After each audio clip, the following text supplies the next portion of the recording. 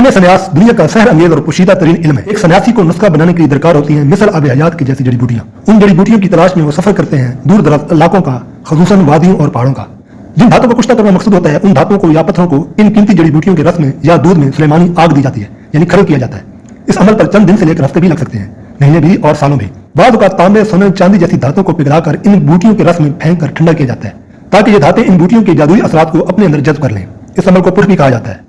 इन अमाल के बाद इन धातुओं या पत्थरों को गिले हिकमत करके यानी मिट्टी के प्यालों में छुपाकर ऊपर मिट्टी का लेप देकर ओपलों की आग में रखा जाता है और आग लगा दी जाती है। और जब आग ठंडी हो जाती है तब गिले हिकमत हटाकर अंदर से कुश्ता यानी दवा निकाली जाती है। ये कुश्ते या दवाएं बड़ी बड़ी अमराज को 5 से 7 खराकों के अंदर जड़ से उखाड़ कर फेंक देती हैं। अमराज मखसूसा से लेकर कैंसर, ब्लड कैंसर, खसूसन लीकीमिया, शुगर, अर्थराइटिस यानी गैंटिया, मोरों के मसाले आनन फानन खत्म होते हैं। मैंने खुद देखे हैं जिन पर मैं शायद हूँ।